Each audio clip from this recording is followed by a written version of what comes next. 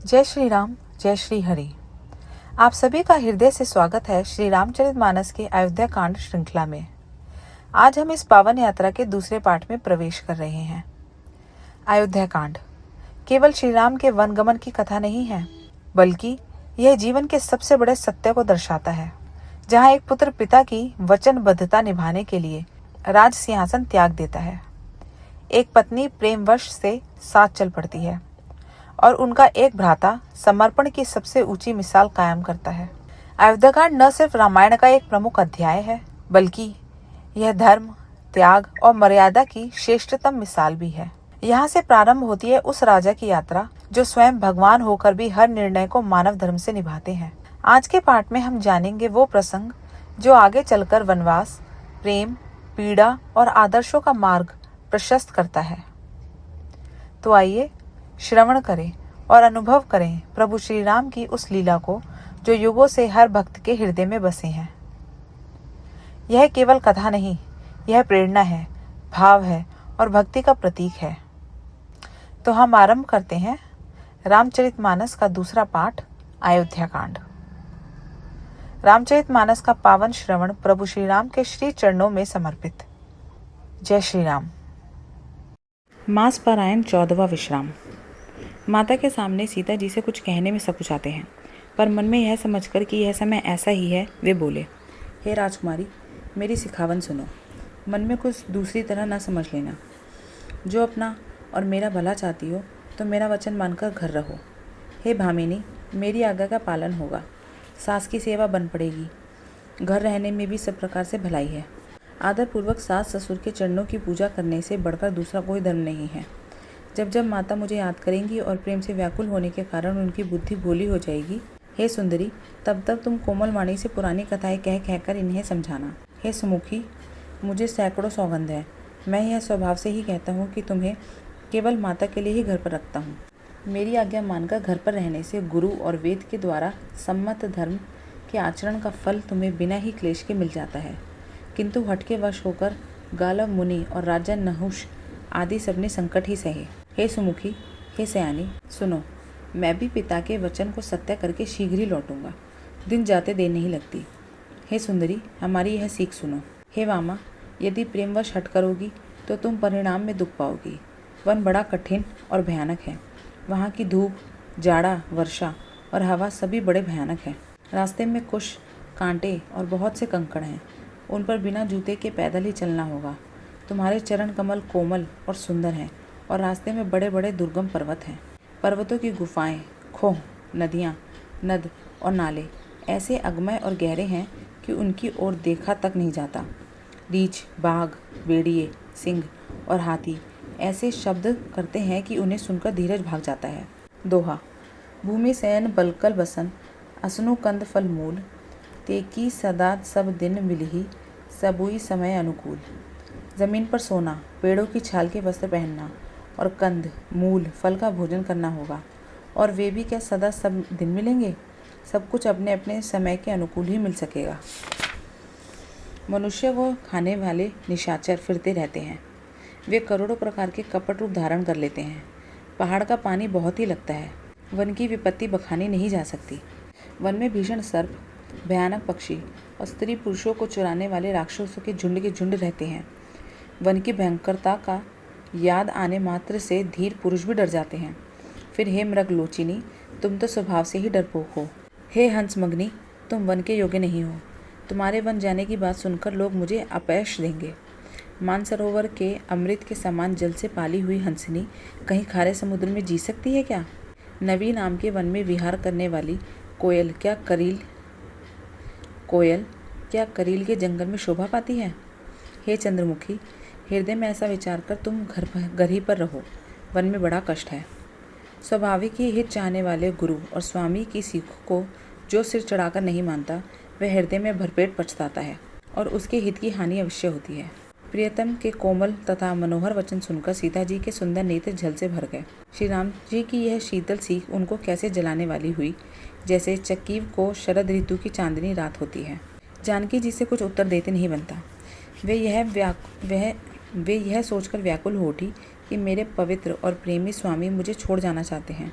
नेत्रों के जल, आंसुओं को जबरदस्ती रोककर वे पृथ्वी की कन्या सीता जी हृदय में धीरज धरकर सास के पैर लगकर हाथ जोड़कर कहने लगी, हे देवी, मेरी इस बड़ी भारी ढिठाई को क्षमा कीजिए।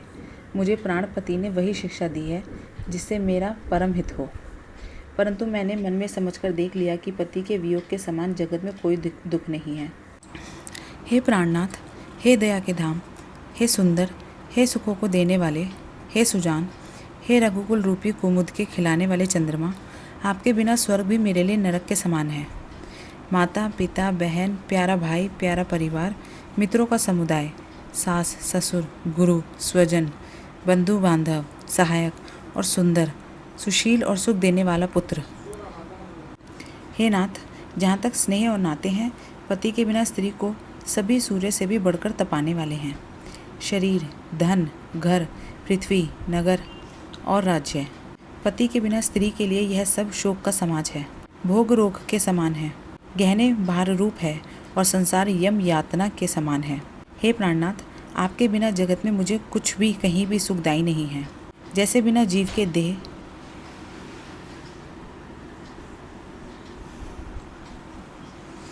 जैसे बिना जीव के देह और बिना जल के नदी, वैसे ही हे नाथ, बिना पुरुष के स्त्री है। हे नाथ, आपके साथ रहकर आपका शरद पूर्णिमा के निर्मल चंद्रमा के समान मुख देखने से मुझे समस्त सुख प्राप्त होंगे। दोहा। खगमृग परिजन नगरु बनु, बलकल बिमल दुकूल, नाथ साथ सुर सदन सम, पर नसाल सुख मूल। हे नाथ, आपके साथ पक्षी और पशु ही मेरे कुटुंबी होंगे, वन ही नगर और वृक्षों की छाल ही निर्मल वस्त्र होंगे, और पत्तों की बनी झोपड़ी ही स्वर्ग के समान सुखों की मूल होगी।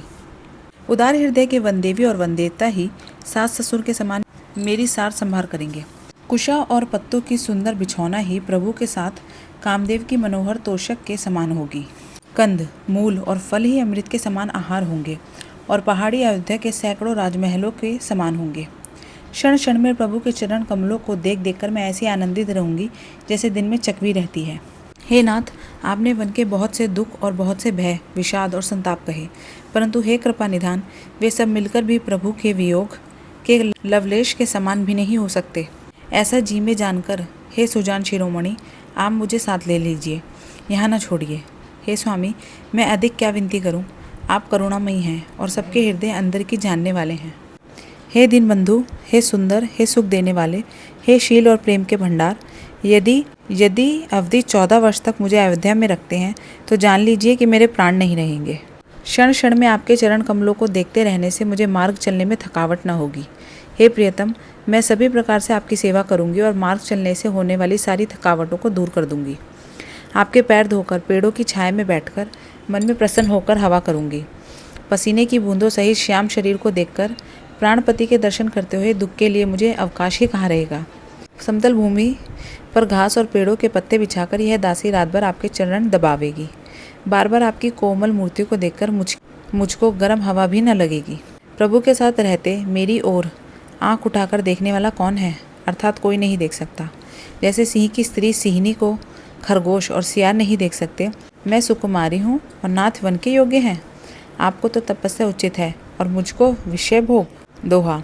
ऐसे वो वचन कठोर सुनी जो न हृदय बिलगान, तो प्रभु विषम वियोग दुख सही पावर प्रवान। ऐसे कठोर वचन सुनकर भी जब मेरा हृदय न फटा तो हे प्रभु, मालूम होता है ये पामर प्राण आपके वियोग का भीषण दुख सहेंगे। ऐसा कहकर सीता जी बहुत ही व्याकुल हो गई। वे वचन के वियोग को भी संभाल न सकी।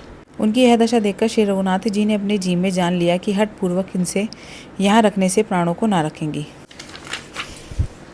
तब कृपालु सूर्यकुल के स्वामी श्री रामचंद्र जी ने कहा कि सोच छोड़कर मेरे साथ वन को चलो। आज विषाद करने का अवसर नहीं है, तुरंत वन गमनी की तैयारी करो। श्री रामचंद्र जी ने प्रिय वचन कहकर प्रियतमा सीता जी को समझाया, फिर माता के पैरों लगाकर आशीर्वाद प्राप्त किया। माता ने कहा, बेटा जल्दी लौटकर प्रजा के दुखों को मिटाना और यह निठुर माता तुम्हें भूल न जाए। हे विधाता, क्या मेरी दशा भी फिर पलटेगी? क्या आपने नेत्रों में से इस मनोहर जोड़ी को फिर देख पाऊंगी? हे पुत्र, वह सुंदर दिन और शुभ घड़ी कब होगी जब तुम्हारी जननी जीते जी तुम्हारा चांद सा मुखड़ा फिर देखेगी? हे तात, वत्स कहकर, लाल कहकर, रघुपति कहकर, रघुवर कहकर मैं फिर कब तुम्हें बुलाकर हृदय से लगाऊंगी और हर्षित होकर तुम्हारे अंगों को देखूंगी। यह देखकर कि माता स्नेह के मारे अधीर हो गई है और इतनी अधिक व्याकुल है कि मुंह से वचन नहीं निकलता, श्री रामचंद्र जी ने अनेक प्रकार से उन्हें समझाया। वह समय और स्नेह वर्णन नहीं किया जा सकता। तब जानकी जी सास के पांव लगी और बोली, हे माता सुनिए, मैं बड़ी ही अभागिनी हूँ। आपकी सेवा करने के समय दैव ने मुझे वनवास दे दिया, मेरा मनोरथ सफल न किया। आप शोभ का त्याग कर दें, परंतु कृपा न छोड़िएगा। कर्म की गति कठिन है, मुझे भी कुछ दोष नहीं है। सीता जी के वचन सुनकर सास व्याकुल हो गई। उनकी दशा को मैं किस प्रकार बखान कर कहूँ। उन्होंने सीता जी को बार बार हृदय से लगाया और धीरज धरकर शिक्षा दी और आशीर्वाद दिया कि जब तक गंगा जी और यमुना जी में जल की धारा बहे तब तक तुम्हारा सुहाग अचल रहे। सीता जी को सास ने अनेकों प्रकार से आशीर्वाद और शिक्षाएं दी और फिर सीता जी बड़े ही प्रेम से बार बार चरण कमलों में सिर निवाकर चली। जब लक्ष्मण जी ने ये समाचार पाए तब वे व्याकुल होकर उदास मुंह उठ दौड़े। शरीर काँप रहा है, रोमांच हो रहा है, नेत्र आंसुओं से भरे हैं। प्रेम से अत्यंत अधीर होकर उन्होंने श्री राम जी के चरण पकड़ लिए। वे कुछ कह नहीं सकते, खड़े खड़े देख रहे हैं, मानो जल से निकाले जाने पर मछली दीन हो रही हो। हृदय में यह सोच है कि हे विधाता, क्या होने वाला है? क्या हमारा सब सुख और पुण्य पूरा हो पाएगा? मुझको श्री रघुनाथ जी क्या कहेंगे? घर पर रखेंगे या साथ ले चलेंगे? श्री रामचंद्र जी ने भाई लक्ष्मण को हाथ जोड़े और शरीर तथा घर सभी से नाता तोड़े हुए खड़े देखा।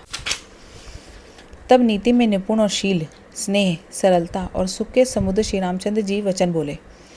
हे तात, परिणाम में होने वाले आनंद को हृदय में समझकर तुम प्रेमवश अधीर मत हो। दोहा। मातु पिता गुरु स्वामी, सीख सिर धरी करहि सुभाए, लहेऊ लाभू तिन्ह जन्म कर, नतरु जन्मु जग जाए। जो लोग माता पिता गुरु और स्वामी की शिक्षा को स्वाभाविक ही सिर चढ़ाकर उसका पालन करते हैं, उन्होंने ही जन्म लेने का लाभ पाया है, नहीं तो जगत में जन्म व्यर्थ ही है। हे भाई, हृदय में ऐसा जानकर मेरी सीख सुनो और माता पिता के चरणों की सेवा करो। भरत और शत्रुघ्न घर पर नहीं हैं, महाराज वृद्ध हैं और उनके मन में मेरा दुख है। इस अवस्था में मैं तुमको साथ लेकर वन जाऊं तो अयोध्या सभी प्रकार से अनाथ हो जाएगी। गुरु, पिता, माता, प्रजा और परिवार सभी पर दुख का दुस्सह भार आ पड़ेगा।